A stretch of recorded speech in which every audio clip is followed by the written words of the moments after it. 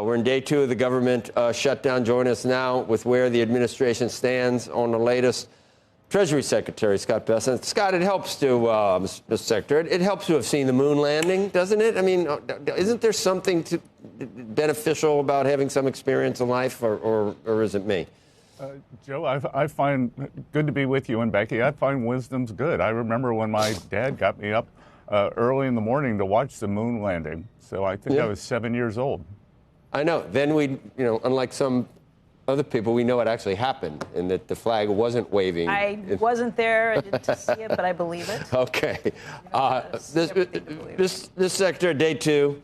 I guess I'll start with what we're hearing from OMB or at least rumors of possible real action taken to do some things permanently during this shutdown within the next 48 hours or so. Can you shed any light on whether that's really going to happen, or was it a bargaining chip for Republicans to get Democrats to agree to keep the government open?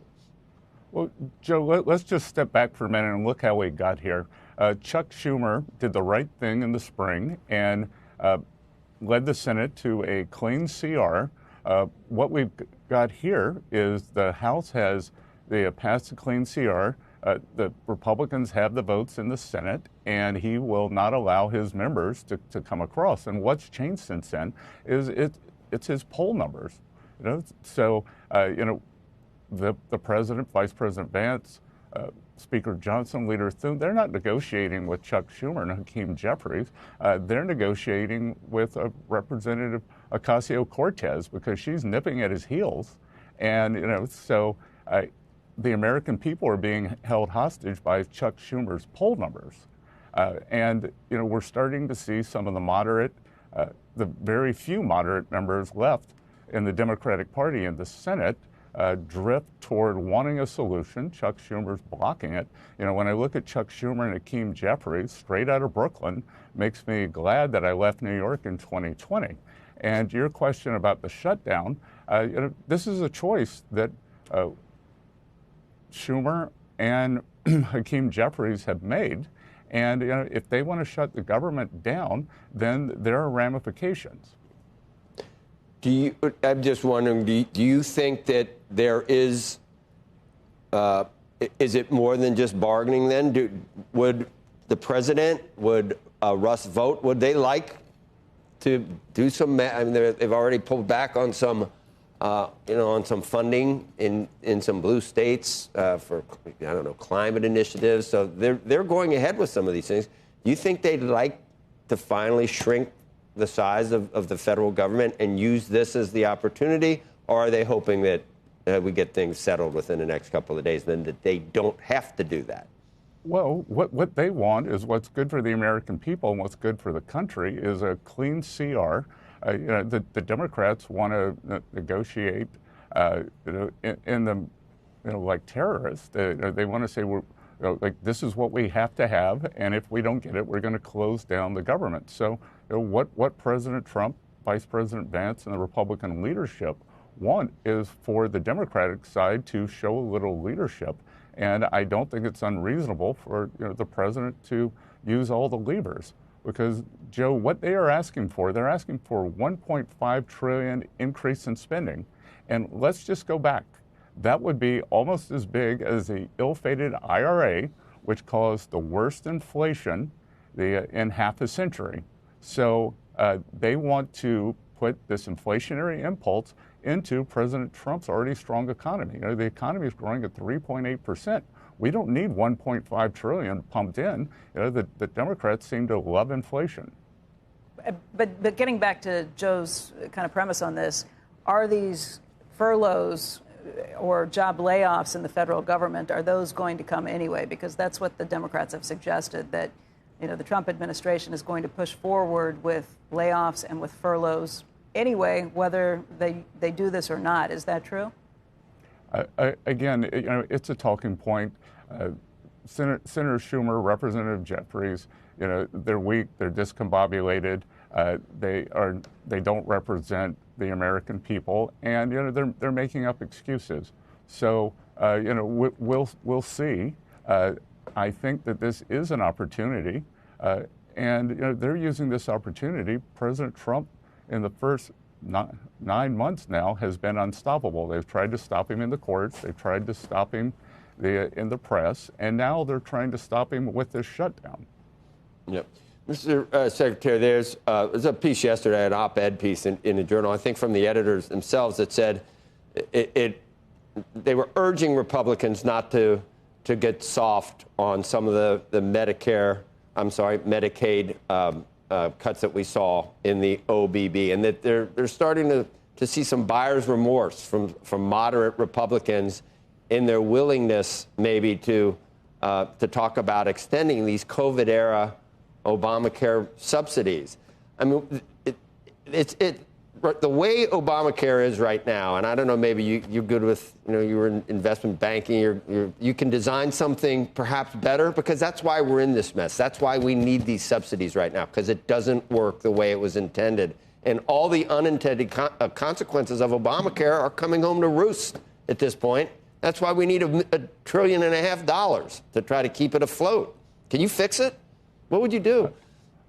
Well, Joe, what we're seeing is President Trump's leadership. We're seeing this, what's going to be a dramatic cut in prescription drug prices, which is one of the bigger parts of the healthcare budget. So President Trump is laser focused on that, negotiating with Big Pharma. And just to be clear, the spending cuts that occurred in the One Big Beautiful Bill were the largest in history, and we're not going to go back on them. That I came out from behind my desk and wanted to join the government to right the ship and get our fiscal house in order. We were left with a mess. It was the largest deficit when we weren't in a recession, weren't at war, and we are fixing the deficit. And there could be a discussion, but this isn't the way to have a discussion. Shutting down the government and lowering the GDP. We have a 3.8% GDP, and the Democrats shut down the government. That we could see a hit to the GDP, a hit to growth, and a hit to working Americans. But do you see that as what finally gets this done at some type of concession for Republicans to extend those COVID-era super Obamacare subsidies? Is that what Republicans should be agreeing to have Democrats agree for the CR, to vote on the CR? Is that the way it should be done? Well, I can guarantee you there's not going to be an agreement to get the CR. There may be an agreement to have talks. This is going to be a clean CR. Okay. When Biden was president, the Republicans passed 13 CRs. We didn't close down the government. And again, as I said, what's changed between now and the spring? It's Senator Schumer's poll numbers, which are plummeting.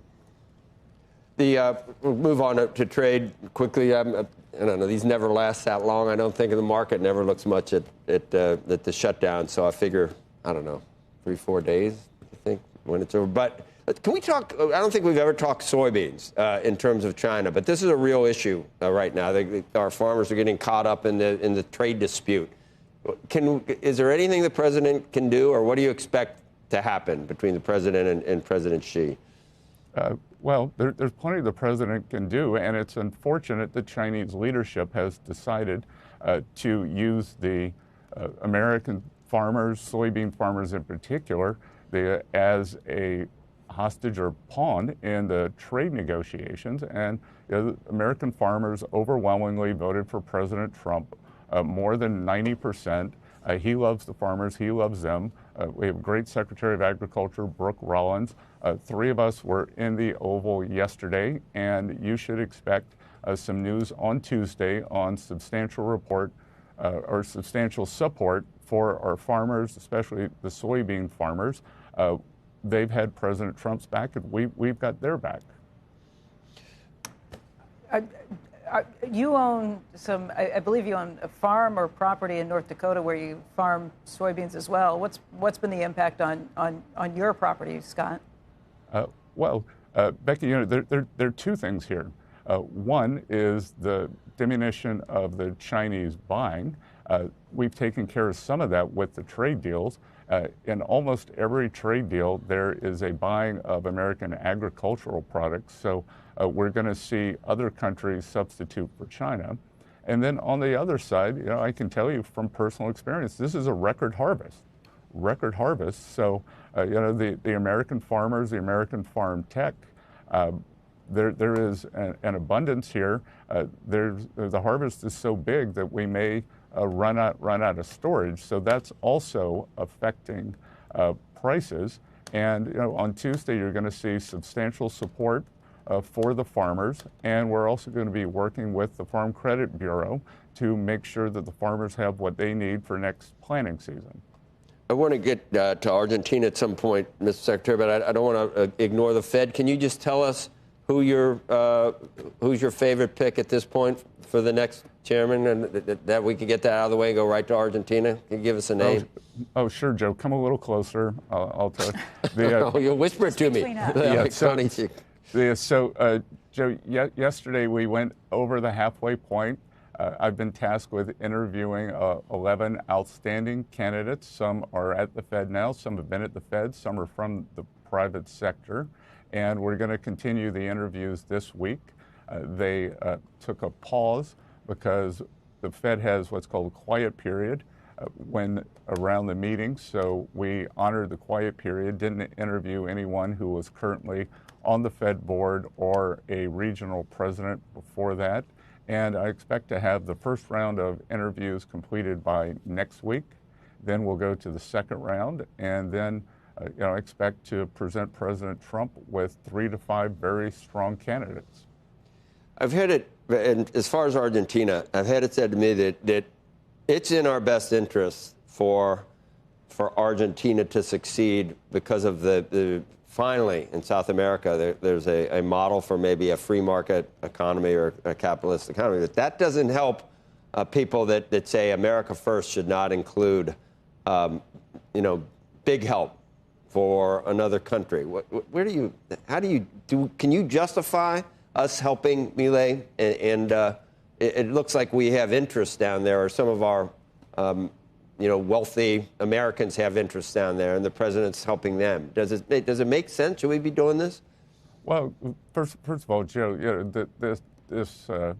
this trope that we're helping out wealthy Americans with interests down there, couldn't be more false. What we're doing is maintaining a U.S. strategic interest in the Western Hemisphere.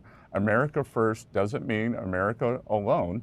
And look, when you have a failed state in South America like Venezuela, now we are having to track down and blow up these cartel ships. So you don't want to create another failed state. It's my belief that the Obama administration missed a generational opportunity during his 8 years. Many of the governments down there moved from far left to center right. We did not support them. And then they took a hard lurch to the left. And now Argentina is a beacon down there. And there's a chance now for many other countries to come along. Bolivia, Ecuador, I think Colombia after the elections. So what you don't want are these failed economic models. And Argentina has 100 years of decline, and President Milei is working against history. And he's done a fantastic job. And I am sure that when we see the elections this month, that he's going to do well, his party will do well. The Argentinian people, especially the young people, what's encouraging in Argentina, it's the young people who've made the decision not to impoverish their nation. And as far as what the U.S. is doing, just to be clear, we are giving them a swap line. We are not putting money into Argentina. Okay, well, we'll just end quickly on China, because we did have the Ambassador Perdue on yesterday, and I don't know, he was sort of calming. I think he met President Xi and had some corporate leaders over there that hadn't been over in a while, and he wasn't going to comment on trade. He said he's more commenting on the relationship between the two countries. Said that you would have to comment on trade. Any softening at all? Any positive things happening right now that we could expect to see in the next couple of weeks? Well, Joe, the most important thing we're going to see is a meeting, a pull-aside meeting with President Trump and Party Chair Xi in Korea towards the end of the month. As I lead the trade negotiations for the U.S. with my counterpart on the Chinese side, the Vice Premier, what gives us great comfort is the respect that the two leaders have for each other. So it'll be very helpful for them to be able to speak in person and set the framework for trade going forward. Our current trade agreement, we've been doing 90-day rolls with China, expires on November 10th. So I think with President Trump's leadership and his relationship, the respect that Party Chair Xi has for him, that this round, which would be our 5th round of talks, should show a pretty big breakthrough. And we can start talking about things, whether it's ag purchases. And Joe, to go back on the ag purchases, in President Trump's Phase 1 trade deal that was signed in January 2020, there were over $50 billion of ag purchases. The Chinese followed through during President Trump's term in 2020. And then under President Biden, their feet were not held to the fire for these ag purchases. And at the meeting in Geneva, when I asked them, why didn't you continue buying soybeans and the other products, they had one word. Guess what it was? Biden. Biden. Oh, that sounds like malarkey. Come on, man. All right, Treasury Secretary Bessent, thanks. I appreciate it. We got some extra time this morning. I know you've got things to do, places to go, people to see, but thanks for all your time. Appreciate it. Good to see you.